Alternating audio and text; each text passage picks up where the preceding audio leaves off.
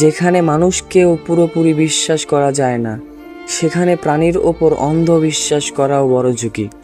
জেসিয়া ছিল সমুদ্র ভালোবাসা এক সরল মেয়ে। তিমি মাছের সাথে খেলতে গিয়ে সে ভেবেছিল এই বিশাল প্রাণীও হয়তো বন্ধুর মতো আপন হয়ে যাবে, কিন্তু তিমির শক্তি আর এক মুহূর্তের ভুল বোঝাবুঝি তার জীবন কেড়ে নিল।